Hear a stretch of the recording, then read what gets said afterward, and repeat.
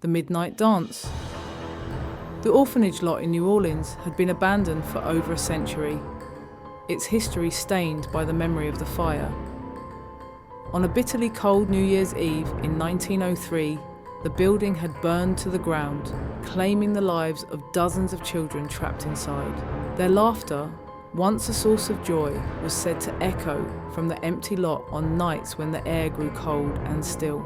Locals avoided the place, especially on New Year's Eve, but Elise, Marcus and Danny weren't locals. They were college students looking for a thrill, and Elise, a budding journalist, had a knack for chasing the macabre. "This is going to be amazing," Elise said as they climbed the rusted gate. "Imagine the story if we see something real." Marcus wasn't so sure. "I'd rather not see something real, thanks." Danny laughed nervously, but her breath clouded in the cold and she pulled her scarf tighter.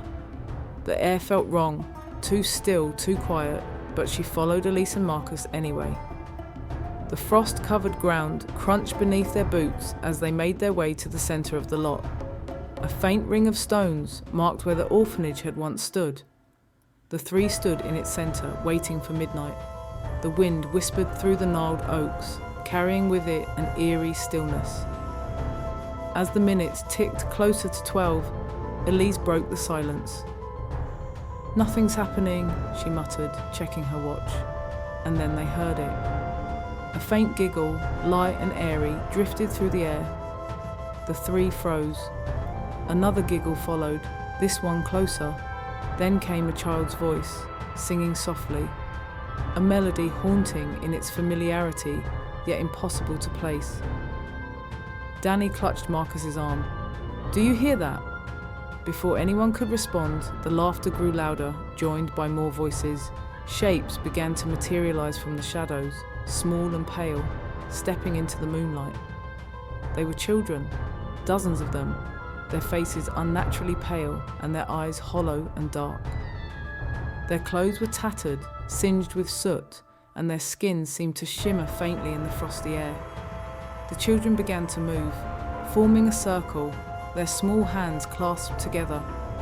Slowly they started to dance, their feet gliding eerily over the frozen ground.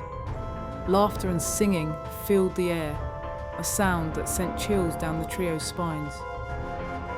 "Okay, we're done. Let's go," Marcus said, his voice trembling. "No, wait," Elise whispered, raising her phone. "This is it. This is the story." She snapped a photo, but the flash lit up the lot, and the children's heads turned toward them in perfect unison. Their hollow eyes glinted with an unnatural light. The singing stopped. The children released each other's hands and began walking toward them, their movements slow but deliberate. Elise stumbled backward, her phone clattering to the ground. Danny screamed. "Run!" Marcus yelled. They bolted toward the gate, but Danny hesitated, looking back at Elise, who was scrambling to grab her phone. "Elise, leave it!" Danny cried, grabbing her arm. But Elise pulled free, muttering, "I need it, just go!" Danny and Marcus ran. The gate loomed ahead, and Marcus climbed over first, turning to help Danny. Behind them, the children's laughter grew louder, sharper, like the sound of nails scraping glass. "Elise!" Danny shouted, but Elise was still in the centre of the lot, clutching her phone, staring in horror as the children closed in on her. Their laughter twisted into something darker, almost a chant. Marcus grabbed Danny's arm. "We have to go." "No, we can't leave her," Danny screamed, but Marcus pulled her over the gate.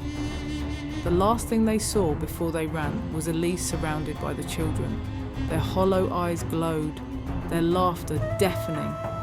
Elise's scream pierced the night, and then silence. Marcus and Danny didn't stop running until they reached the street. When they turned back, the lot was dark and still. Elise was gone. The police never found her. They searched the lot the next day and found her phone lying in the frost-covered grass. The screen showed a single photo, the ghostly children standing in a circle, their hollow eyes staring directly at the camera. Every New Year's Eve after that, Danny swore she could hear Elisa's screams mingling with the laughter of the ghostly children. And those who dared to venture near the lot claimed to see a new figure among the dancing children. A young woman, her face pale and her eyes hollow, trapped in the endless midnight dance.